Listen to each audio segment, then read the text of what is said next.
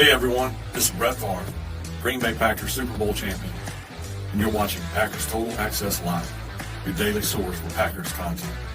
Go Pack Go.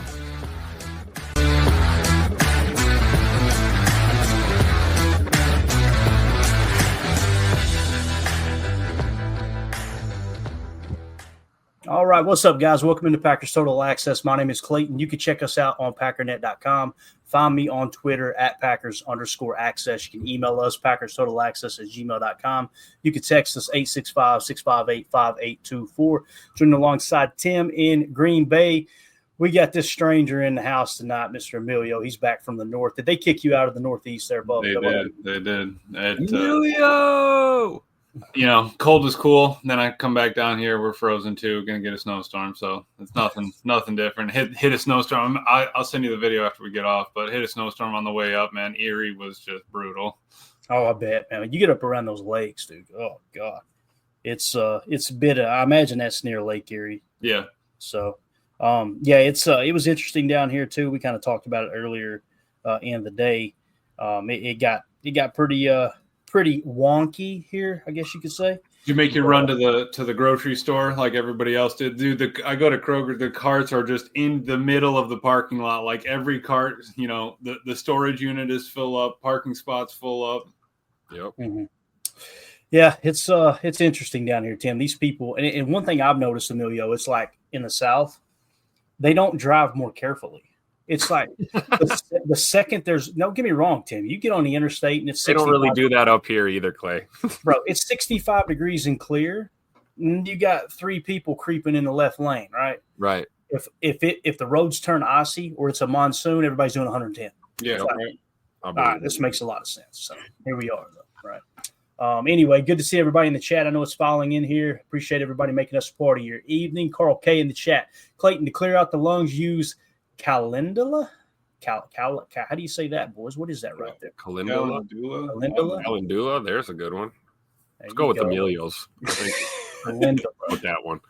I don't know what Calendula is, Carl, but this is a family program, sir. Okay, so don't be. What does it mean it'll clear you out for 3 hours? Are you just going to be sitting there hacking for 3 hours or what? It's going to set your lungs on fire.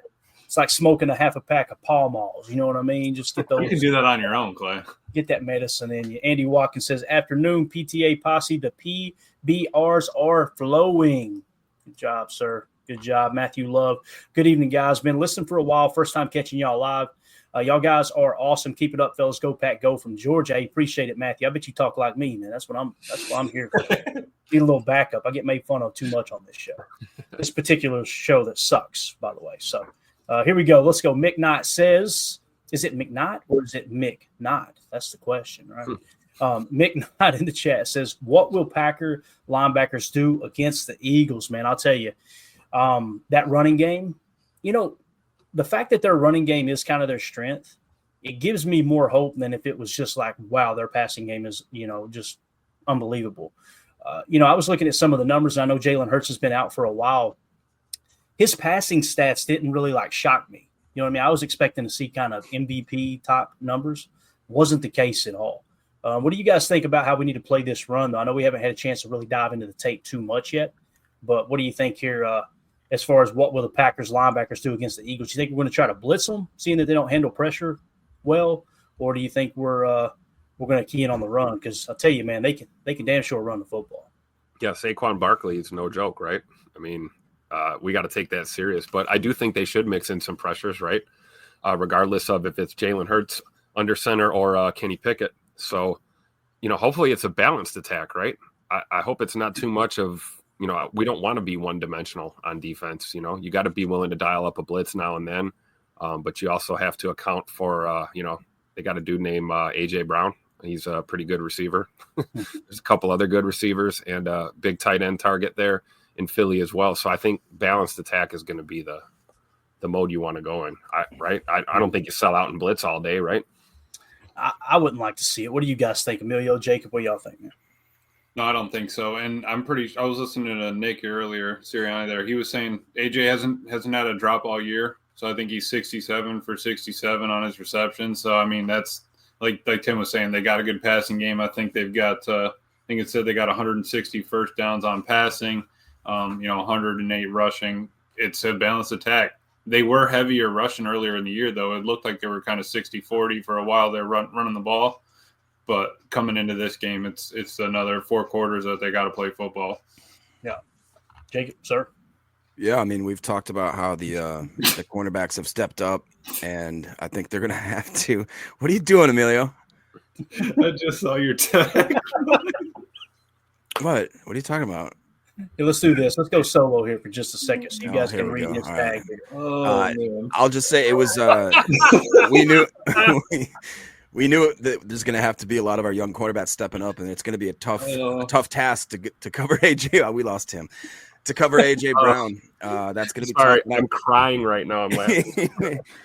Wow. It's going to be a lot of. I know Hafley's going to take it personally after what happened on that. I thought he called a good game up until the call that we'll all talk about for eternity. Especially if you're a Bears fan, they'll probably always bring that up. That being said, Coach Lynn kind of took the wind out of my sails. I was going to say, what the hell's Brett Favre doing here? Yeah.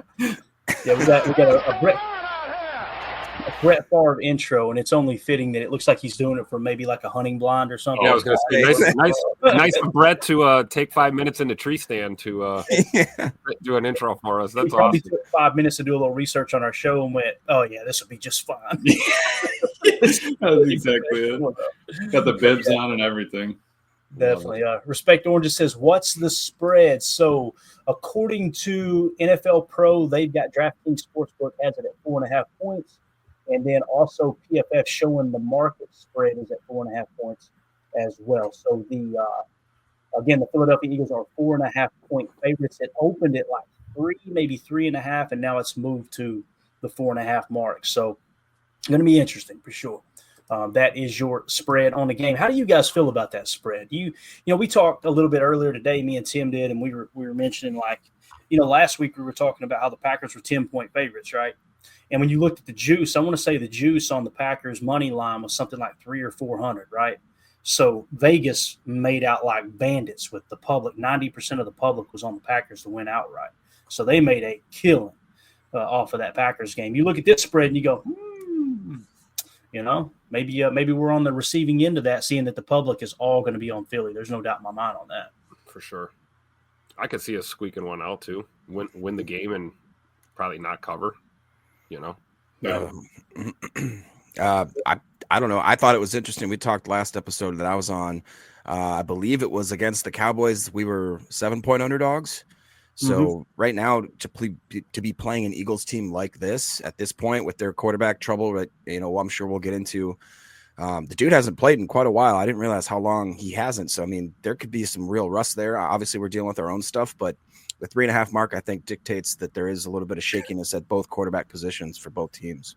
Mm-hmm. Yeah, and listening to Nick Jacob, he was saying, the way they prepare and everything, they're going to keep preparing. So I'm not really worried about the teams for us, but I still think that's a factor. Like you said, I think that's something you got to consider. And with the Clayton, what's that have for the over/under? I was looking. ESPN's got a 44.5. Is that about the same? Over/under, yeah, 45.5 is what they've got. Okay, 45.5. So I mean, that's they're under 50. They don't think it's going to be a shootout, and I think that we're both going to rely on our backs and our offensive line to try to move it. If our defensive line gets pushed back 3 yards at the start of every play, it's going to be a long game fast. So. What if it's like an old cool smash mouth, both running backs, like cold weather? I mean, defense, kicking game comes down to like a 6-3 game. I know Clayton would love it. We would all hate it. Everybody I would be probably. I don't know. Buried in 12 and 13 personnel. Yes. Run that oop to you. Yeah.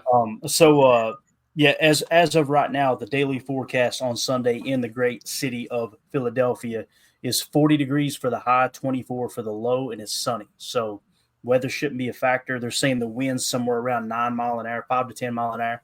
So, take that into consideration too. It's really not going to be like bitterly cold, Right. So bitterly, I don't know if is it bitterly a word? It's pretty close to a word. Bitterly. We'll Take it.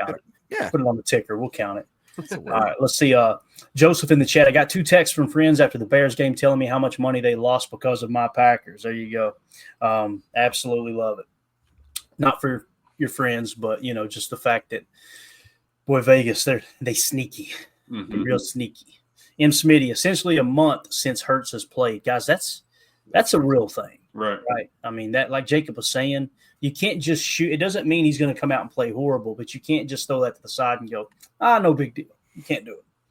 Yeah, I would look for them to try and get him going, screen game and, easy passes to try and get, his legs under him again. So if we can prepare for that, they're probably going to want to run the ball early and often and then slowly get him acclimated again if he does in fact play. So if we can expect that, maybe we can dial something up and get after them early, try and jump out to a lead.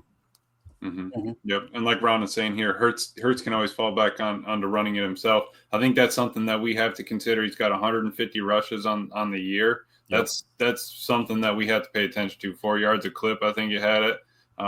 So we need to be smart. We got to contain him. We got to, pinch the well, do all that stuff. And they were mentioning something about his finger too. He's still working back from that too. He got that banged up. So I don't know.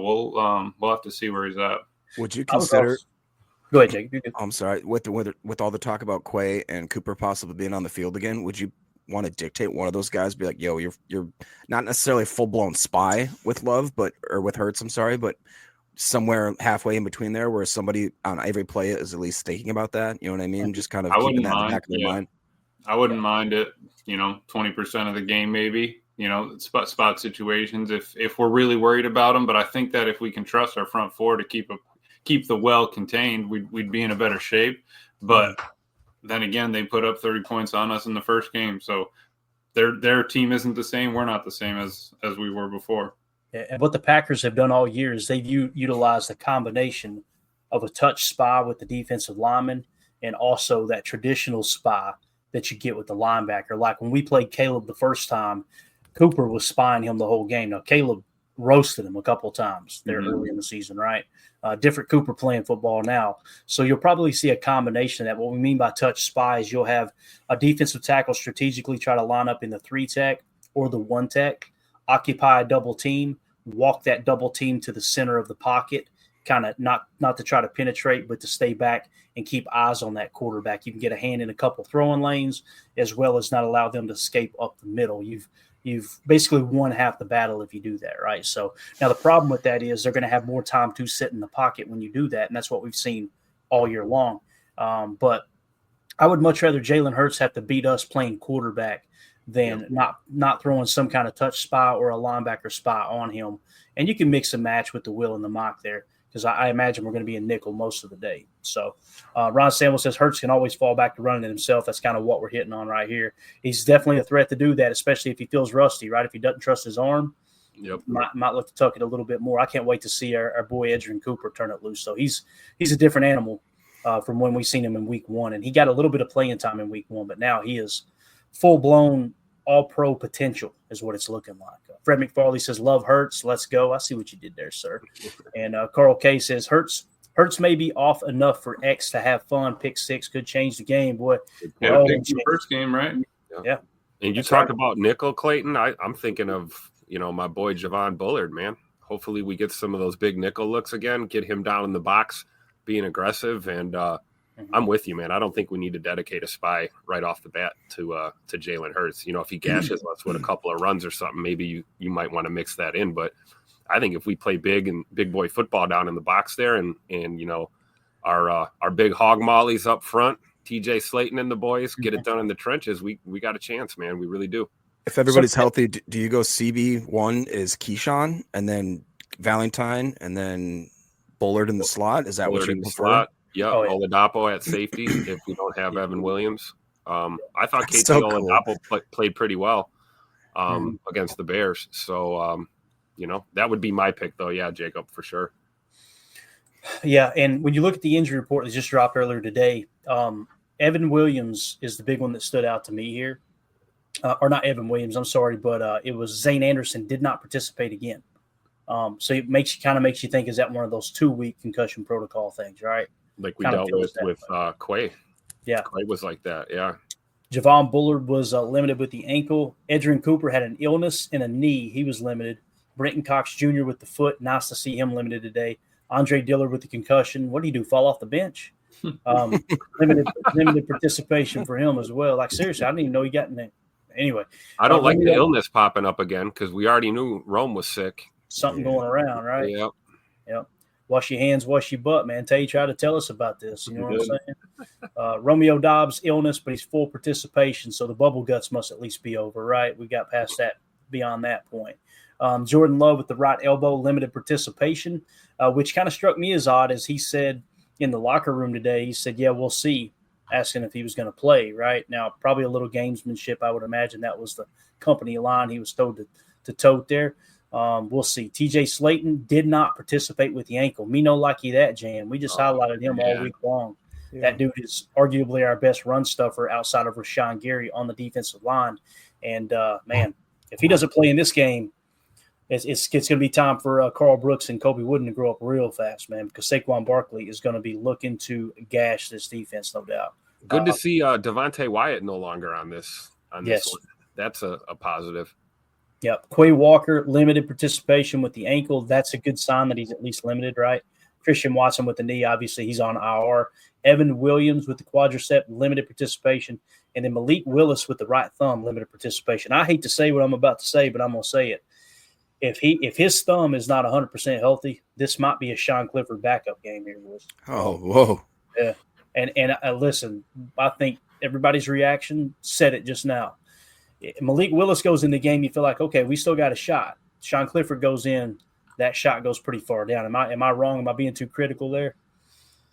I just don't think we've seen enough. I mean, when's the last time we've seen him get any action? Preseason, be pretty tough. It's a pretty tall task, but I don't know. Like I hinted at it earlier. Like, do we dress three quarterbacks? Do we roll into Philly with three quarterbacks just in case? I mean, you never know. It's win or go home, right? You got to throw everything and the kitchen sink at them if you want. So, yep. I don't know, but I'm with you though, Clayton. I don't feel super confident in Sean Clifford. Yeah. Drew D in the chat says Cooper only played 11 snaps last time against the Eagles. Thank you for looking that up there, Drew. So obviously a different team now. Ben Holden in the chat. Who should the Packers try to stop first, Hurts or Barkley? For me, it's real simple. Barkley. Yeah. And listen, hopefully you can stop him, right? I feel like this Packers defense is built more to stop him than they have been in the past. Let's go around the horn with that question. For me, it's definitely Barkley. Was that you that said Barkley too? Barkley, yeah. If we can keep him under 75 yards in the first half, I think we're doing a good job. And if we can keep him under, another 75 after that, I think we did an even better job. So I mean, under 100 for the game, I'd be hyped. But that's where their bread and butter starts. I mean, if they get because the thing is, the problem I feel like we're going to run into, if they can get 3-4 yards, throw an out route, get another 3 yards, it's 4th and 1. We're right back to where we were with the Lions. We're going for it on 4th and 1, tush push, next first down. So that's where I just don't want to fall into just a revolving circle of them marching down the field like that. We got to get them into 2nd, 3rd, and longs. Absolutely. Yeah, yep. It's so frustrating, Tim. These teams that go for it on 4th and short, I get so mad, bro. I get so mad. But now that we know, it's the new era, though, right? This is how they play now. Right, that's it, Tim. We know, right? We feel like we know that that's going to happen. How can we put ourselves in the best spot to force them into those long, 2nd and 3rds? Exactly, and also be prepared that getting 3 stops is not always going to mean your work is done. A lot of times it's demoralizing. You feel like you stop them, on a 3rd and 5 or something, and it's 4th and 1, 4th and 2. You got to just assume they're going to go, and you got to have something called and dialed up in those situations because, regardless of if it's the Eagles, the Lions, whoever, I mean, it's becoming more popular to just go for it, especially when you're in, your opponent's territory on the other side of the 50. I think the likelihood goes up that they may try to go for it on those 4th and shorts. So. Yeah. But long story short, yeah, I'm in agreement with you guys. It's Saquon that we have to prioritize for sure. What about you, Jake? What do you think, man?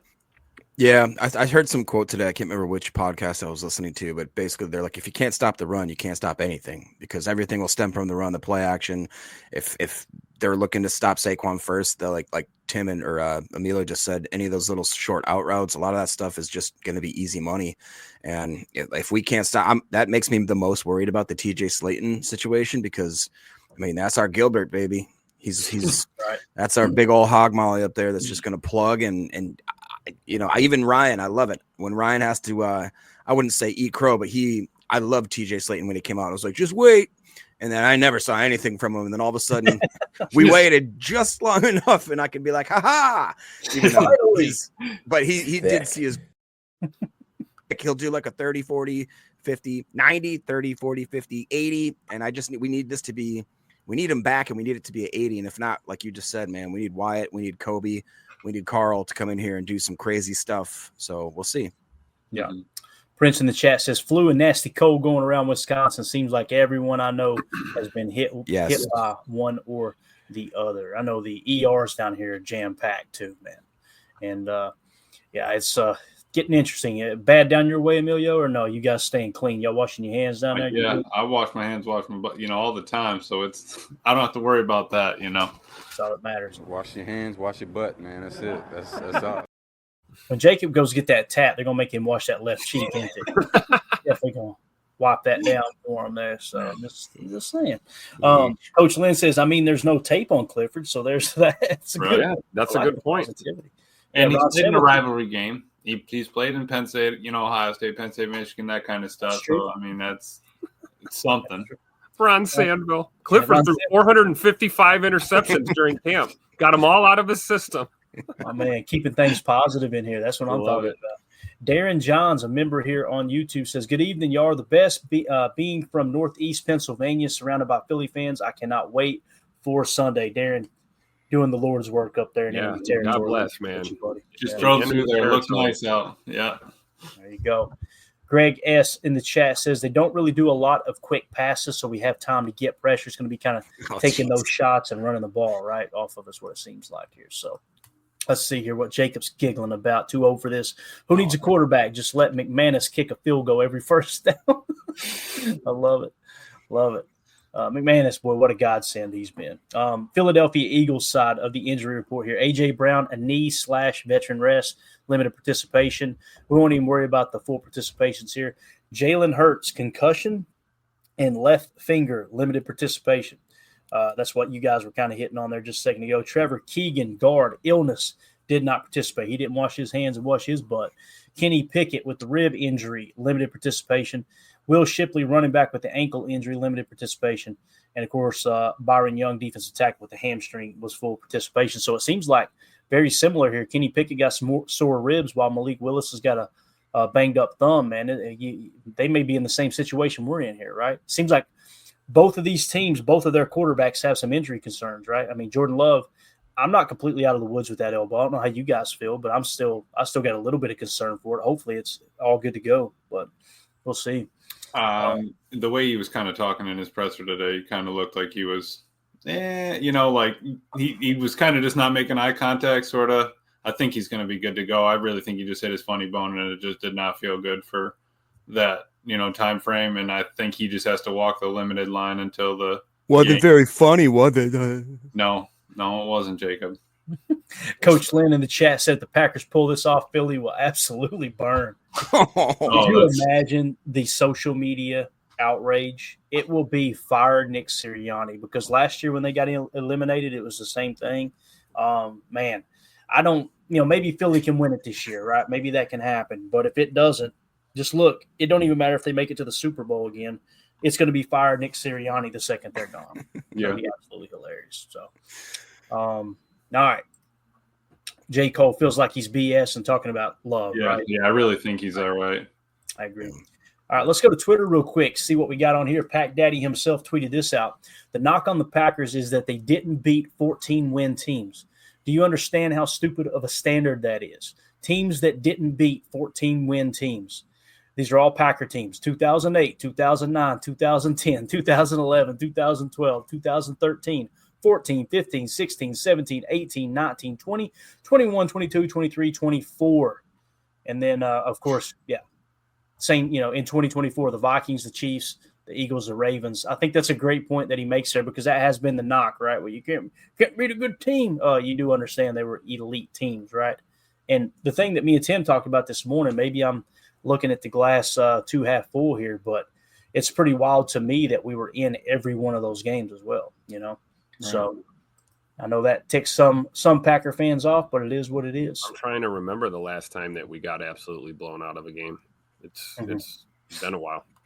Yeah, no, we haven't made progress from last year's youngest team to the second youngest team to make the playoffs this year. And we added some wins to this team and everything. I mean, how have we not progressed to becoming a better team? Yep. All right. Also in the news today, congratulations, Xavier McKinney making the NFLPA All-Pro team his first year in Green Bay. So Xavier McKinney was selected by the players themselves as an All-Pro. I think that's just absolutely awesome that he got that nod there, man. And, of course, no surprise to us. It's just cool to see him getting that respect he's due, man. Xavier McKinney, if you do not add him in the offseason like you did last year, I don't think this team probably missed the playoffs, to be honest with you. He's been that dang good. You guys got anything you want to add there to Xavier McKinney making the NFLPA All-Pro team? I'm glad. Well deserved. Didn't throw to him. Got a lot of picks, and I hope he gets another one against Jalen this week, like he did first week. And look at your boy above him, Roquan, right? Yep. Once he left the Bears, got a little bit of notice. Tim Emilio taking a little shot there. I like him. I like the spiciness tonight. So that was just me responding to the Jordan Love chatter. Aaron Rodgers, I put a tweet out. You guys probably aren't interested. It's pretty cool, though. He finished the year, this bad year he had. He finished 8th in the NFL in passing. Had 3,897 passing yards. That was third best in Jets history. 28 touchdowns. Wow. That was third best in Jets history. Tied for 7th in the NFL with 28 touchdowns.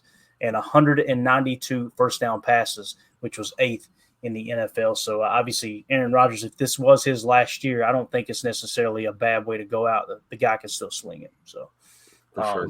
Yeah. Anything to add to the Aaron Rodgers? We good there, right? Hang the jersey, right? Yeah, let's go. Let's get him back here, man. Yeah. Yeah. Get him on the intro here soon. 12 belongs in Green Bay. Get him on the intro. Is that what you said? He's next on the list to get him on the intro. I said, as a Packer fan, I will say I don't appreciate just how blessed I am to root for Green Bay. As Fox Sports NFL put this graphic out, said we will see the Packers or Steelers climb to the top list over the next few weeks. This is playoff wins all time, top 5 all time. The San Francisco 49ers have 38 playoff wins. Obviously, they're sitting on the couch this year. The New England Patriots, they have 37 playoff wins. They're sitting on the couch this year. The Green Bay Packers are tied with New England for second most playoff wins all time at 37. Pittsburgh Steelers and the Dallas Cowboys are sitting at 36. Obviously, the Cowboys are at home as well. They're already in Cabo. Well, Jared Jones. So pretty cool, man, that the Packers, if you somehow, some way can pull out a win against Philly this weekend, you are now tied for the all-time playoff wins lead. That's pretty remarkable when you think about it, boys. It really is. All right. Tim, can you do me a favor and give me a screen grab, anything at all? I want to relive this moment. This is kind of cool, man. Just cover the screen if you could. We're going to play the audio from an old Sports Center bit that Brett Favre actually tweeted out. You can throw it up at any moment. Don't really matter which one. There we go. So it's about 1:48 long, but I thought this was cool. Brett Favre actually tweeted this out earlier today. He said, on this day, January 8th, 1994, we pulled off one of the most memorable playoff wins in Packers history. From the crowd's energy to the incredible team bond, that 28-24 victory over the Lions was a battle from start to finish, and I'm proud of the way our guys fought to the very end. So here is the Sports Center bit from this. We'll play the audio only for copyright purposes. Let's kind of relive this for a minute. It's pretty cool. But would the Lions be the same team? There was a chance Mr. Stop and Start, Barry Sanders, would start. If he did start, could the Pack stop him? Because once he gets started, he's hard to stop. Stop it. Let's go to the highlights. Silverdome. There goes Barry. Scooting, squirting, sprinting. 169 yards, 27 carries, both Lion playoff records. That run set up Eric Kramer. To Brett Perryman. Great one-handed catch. Perryman, 10 catches, 150 yards, 10-7 Lions. Third quarter, still 10-7, Packers deep. Brett Favre picked off by Melvin Jenkins, who runs it in from 15 for a touchdown. 17-7 Lions in command. But then Favre rifles it to Sterling Sharp. Touchdown, Packers. Favre 15 of 26 on the day, 204 yards. Lions lead it by 3. Then the huge play. Lions threatening. Kramer drops back. Picked off by George Teague. And the rookie breaks out. He had a big game in last year's Sugar Bowl. 101 yards for the score. The longest INT return in playoff history. 21-17. Packers with the lead. Kramer is stunned. The Lions would respond. You can't see this. Kramer's laying face down on the turf like he said. Derek Moore. Plug it up the middle. Lions retake the lead 24-21 on Moore's only carry. Late fourth quarter, Packers trying to come back. Remember, winning isn't everything. It's the only thing. Find a way, Brett Favre. He scrambles. He's got Sharp. 40-yard score. Oh, the Pack is back. They win it 28-24. Packers back in the playoffs for the first time since '82. They next play at Dallas. Favre got inspired when the Lions started celebrating a little early. They were up in his face. Actually, not his face. All right, there you go. I thought that was pretty Man, can we just talk about how awesome ESPN used to be back in the day? Bro, that's the Craig Sports Kilborn back in the day, Stuart Scott. the Sports Center we grew up to, man. Mm-hmm. Like it was as soon as you rolled out of bed, put on ESPN, man. The old Chris Berman when he could still yell at his crew. Oh, yeah. With his Diet Coke in his They hand. put Bill O'Reilly to Nobody's shame. ever worked in TV before. I wish I could say exactly what he said. It's hilarious. We need to do an after-hour show sometime where we could just take the rails off completely. Oh, My God. You're talking about the credibility going way down. all over the bottom. Yeah, we'll be looking like this guy. Greg Rice says Stuart Scott was what? What did it say there? Stuart Scott was awesome. Oh yeah, he was the man. Yeah, man. You know, him and Rich Eisen when they were young, you know, Yeah. they were kind of partners on the Sports Center set. Just unbelievable, man. Unbelievable. Remember the cool ESPN commercials they used to do too, where they were actually funny and dry Oh, humor. really? and Yeah. like The mascot ones where The they start mascots wrestling. would Yeah, walk yeah. Steve Irwin in the one took out the gator. Oh, and- yeah. Come on now. That one was Mate. great. he's a beauty. He's a beaut.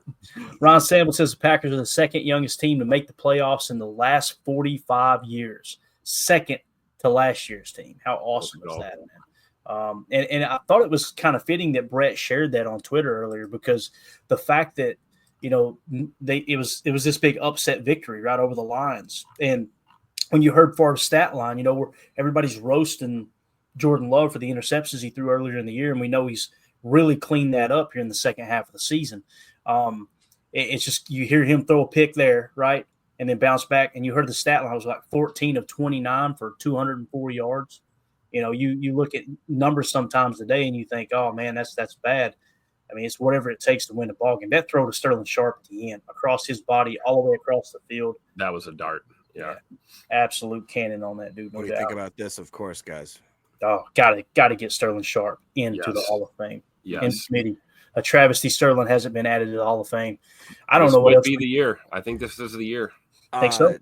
I hope Did y'all so. see that clip by chance of Shannon Sharp getting schooled by Dan Orlovsky when Shannon's like, name the last time that the triple champion win the Super Bowl or whatever, or get into the playoffs. And he's like, your brother in like 1992 or whatever. And he went, no, wait, he didn't. Shannon went. That ain't no problem. Dan was Yeah, like, you no. asked me, dude. It's hilarious. And what's crazy is Pat McAfee talked to Dan Orlovsky on his show about it and was like, was that a bit? And he went, no, we didn't talk before the show at all. I just happened to uncover that and had it ready for my section. And as soon as he said it, as soon as Sterling Sharp or Shannon Sharp said it, you see Dan go, you're right. He doesn't know this. Absolutely awesome, man. Great TV there.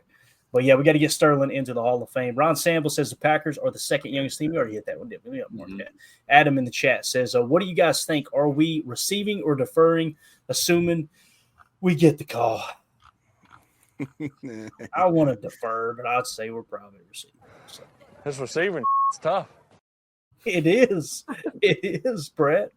What do you They guys want to think? get out. They want to get out to a fast start. Jordan, that's what Jordan was talking about. We got to get into a rhythm quick. We got to get, we got to get moving. But when we get hung up, like we had the fumble against the Lions, when those or the Vikings, when those things happen, that's where we run into a hiccup. That's why you're right, Clayton. I want to defer, but we're probably taking the ball, and maybe it'll pop off. Maybe we'll go up 7 and we're off to the races, and that's what we needed. we have 4 quarters. We gotta make do with what we can. Yeah. Again, man, if you go right down and you score, it's not an issue, right? Yep. But I'm not going to BS everybody. The second that they say the Packers won the toss and they choose to take the ball, I always go, I have to write it in my notes, and I go, write it down. I'm like, this never ends well. Well, we've seen the flip side too, though, right? We've seen, the Packers defer and then come out in the second half and 3 and out and waste possession too. So it kind of works both ways. I think I do know whatever we think, Matt will probably do the opposite. So I'd like to see him defer too, but I think he's trying to take the ball. Milltown Corey says Joy doesn't think Stevens tough. Da-doom. I was going to thank you. Yeah. I try not to get on stuff like that, but listen, terrible. If you pull up the old tweets of her grandstanding on people and talking about how we need to move it along for women and this and that, and then to find out she was behind the scenes, boy, that's just a bad look. Don't put that name in my mouth right there. Hey. Especially for all of the great female broadcasters that are in the business. Yeah. Michelle Tafoya, class act, right? That. One of the best. Yep. Andrea Kramer, unbelievable. Susie Colbert, my first crush in life, unbelievable. That's another ESPN OG, Susie Colbert. Yeah, absolutely. Back in the day, she was awesome, and she was the face of NFL Pro Matchup, right? It was sponsored by Edge Pro Gel, I think. And man, just every time you heard her voice, you thought, "All right, we're about to break down some tape. This is awesome." So and when you see somebody like what we talked about there, allegedly, just setting women in broadcasting back like that, it's frustrating, man, because they've come such a long way getting the respect that they deserve. It's tough, man. It really is. Let's see. You got a couple more in here, Mark, right? Too old for this. Jacob marked that. He's looking away. Of course, Jacob marked that. I can't wait until we get a Greenland football team. I'm just saying they have polar bears there. I didn't know that. That'd be pretty cool. Polar bears. That sounds pretty dope, right? It does sound good. Yeah. Allegedly, Roman in the chat. The Eagles will play 60 minutes, so an early lead is no guarantee. Like that take too. I mean, they're going to play hard for 60, right? Yep. I promise you this. They're not going into that game going, man, if they take the ball first, this is going to be tough. Neither of the teams are. Let's be honest, right? So let's see here. Adam in the chat. I hope Half will make Hurts see ghosts. He may actually think he's seeing them considering his concussion. Lots of pre-snap movement would be awesome to see. Yeah, I mean, you're not going to hold anything back in this game. That's a great point, though. I hope we see a lot of that sugar from Halfley. Let's disguise some coverages. Mm-hmm. Let's get guys moving. Let's use deception. And, you got a rusty quarterback coming out there. Let's keep them confused. I think that's a great point. Yeah, definitely. All right. Some other news that dropped here. I thought this was kind of cool. ML Football. Some people don't like this account. I'll be honest with you, man. There's a lot of news that broke this year that I learned from this specific Twitter account, but they did list their all-rookie defensive team today, and pretty cool. Starting at safety, Evan Williams, rookie, and at linebacker, Edgerrin Cooper. So, like I said in this tweet here, man, Goody cooked here. When you get 2 guys that's being mentioned for anyone saying, hey, they are worthy of the all-rookie defensive team in the same draft class. And let's see here. Evan Williams, Edgerrin Cooper was a 2nd-round pick, and Evan Williams was a 4th-round pick. Am I thinking right, guys? Yes. I think, yeah. For me, man, it's real simple. Trade back. Get out of that 1st round. Acquire a bunch of picks because you're hitting home runs in the 2nd round and beyond. Tucker Kraft finally put the 3rd-round curse to bed. But, boy, oh, boy, that 1st round is just – the amount of capital that you can collect by trading out of the 1st round, to me, is just so worth it. It really is. And it's – go ahead. What were you going to say? I was just going to say what's cool, too, guys, is if you look back at some of the guys we highlighted, a lot of their names are on this list right here. Yes, a lot of them. Robinson, Tavondre Sweat, Quinyon Mitchell, Kamari Lassiter. Peyton Wilson. I know we liked him. Cooper, how many of those were picked in the 1st round on that board? You know what I mean? Like Quinyon and didn't Cooper fall to the 2nd? I think Cooper fell. Right, Cooper fell. So I mean, that's it. They all fell. I thought Fisk went 1st round, didn't he? No. Maybe you might be right, but still, I mean, what, a couple out of the entire team? That's impressive. And then again, especially if you're walking the line of near the end of the first round, what benefit do you get besides having that 5th-year option? Like, what else do you need? If you have an eye on something else, why not back out? Yeah. And I've got the board here. Let's see if we can quickly find these guys on our board. Quinyon Mitchell was our very top cornerback in the draft.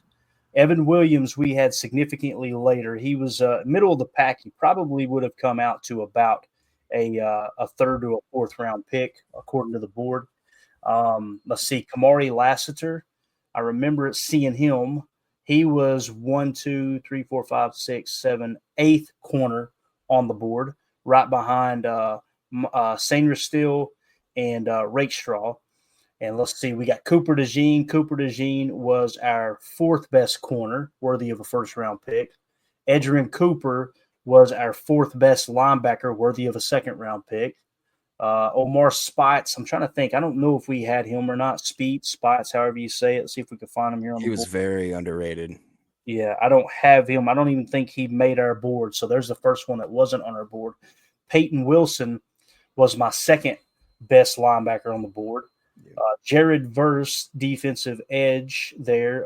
Jared Verse was the 3rd best rusher. You see Chop Robinson. He was the 2nd best edge defender on the board. Tavondre Sweat at defensive line was our 3rd best defensive lineman. And Braden Fisk was our 5th best defensive lineman. So you see all of those but one, maybe 2, were pretty much in our top 5 at each position. So really think we're onto something with the way we're creating our draft board, guys. I'm excited for the draft this year, man. Yeah, I want this season to last to February. Don't get me wrong, but the second it's over, boy, we're shifting gears and going right into draft season. It's going to be a lot of fun, man. Anything else you guys want to add to the all-rookie team there, boys? Anything at all? Nothing. We're lucky. Let's hope they both play and tear it up in this next game. Mm-hmm. Yep. Definitely. Yeah, I just say it shows that certain teams are good at drafting. If you look at that the Rams, us, and the Eagles really hit this draft pretty darn hard. Yep. Yeah. You mentioned the Eagles too. Look at the secondary. You got Cooper DeJean and you got Quinyon Mitchell. And we got to deal with these guys on Sunday. So it's important to remember that as we look at how we want to maybe come up with a game plan to take on that Philly defense. We talk a lot about their offense, but defense is no joke. They're going to make it tough to get the passing game going. So that's why I think we got to lean on that run and get play action off of that run game, and hopefully we can get these guys to make some mistakes. But they're secondary, man. They've got depth there. Yeah, and it's the other thing too. When you look at this matchup with Philly, Cooper DeJean, I've heard it all year long. I can't believe we didn't draft Cooper. I can't believe we didn't draft Cooper. How cool would it be if we come out in this game and Javon Bullard just shines in the slot? Couple interceptions, maybe a forced fumble, and Cooper DeJean's quiet all day. You know how awesome that would be. That would, oh my God, man. I would never stop talking about the offense. But that's going to do it for hour 1. For those of you listening on the pod, we will see you on the other side for hour 2. We appreciate y'all.